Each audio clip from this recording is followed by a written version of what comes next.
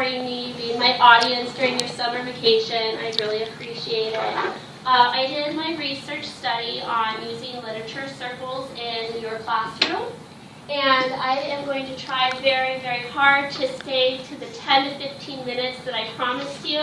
I started putting together slides. I was like, oh boy, this could take all day. So the problem that I was seeing in my classroom kind of goes with this quotation here. The Matthew effect is what it's called. For whoever hath, to him shall be given, and he shall have more abundance. But whoever hath not, for him shall be taken away, even that he hath. This basically means the rich get rich, and the richer, and the poor get poorer.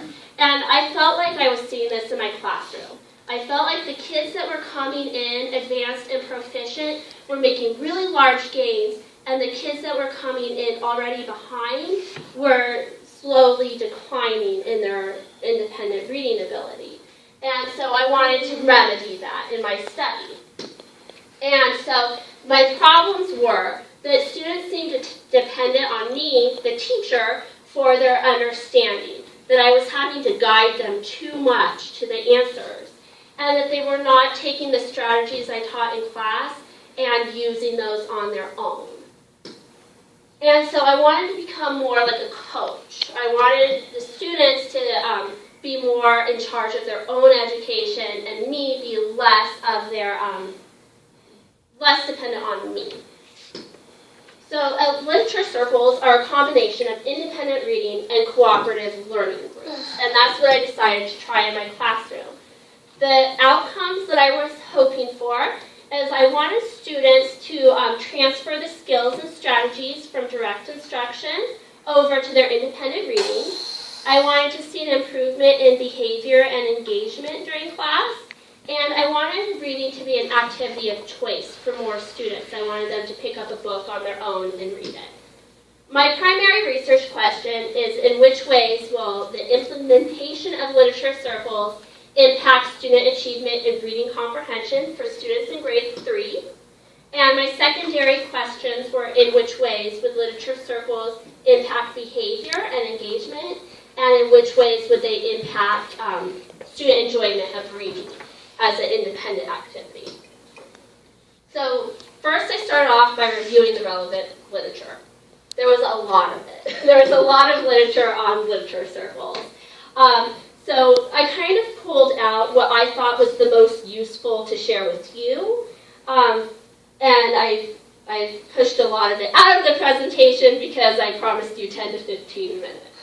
So 7 necessary strategies I found for proficient readers were activating prior or background knowledge to make connections.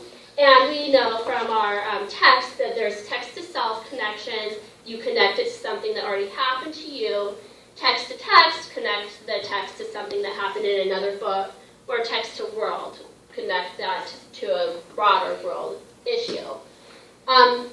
Proficient readers question the text. They ask questions as they read. This is an important thing because it requires you to interact with the text. If you're coming up with questions, you're interacting. Drawing inferences is another important skill of independent readers, putting it together to come up with a connection, your ideas here. Determining importance. As good readers read, they sort through all of this information, they prioritize it, they can categorize it, and make sense of the information. Oh no, what did I do? Oh no, that's not good. Here it is. They create mental images. With our English language learners, I think this is one we try to focus on, getting that visual image. Repair understanding when the meaning breaks down. So the most common strategy we teach is rereading to understand. And synthesizing the information, putting it all together to make the most effective understanding of the text. So in our district, we are working on DII, direct instruction. And we're often told that all of the students need direct instruction almost all of the time. The problem with focusing just on direct instruction is that the kids are actually reading really little.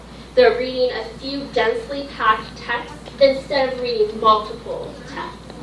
And in that way, I pulled up this quote here: kids don't get enough practice with reading to get good at it or to like it.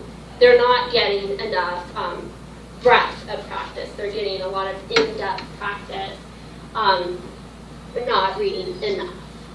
So these are the 11 key features of literature circles. I kind of thought I knew what literature circles were going into my study, and I found out that there was a lot of things I did not know.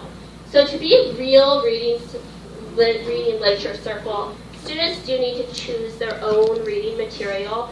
So it should be things that are of interest to your student.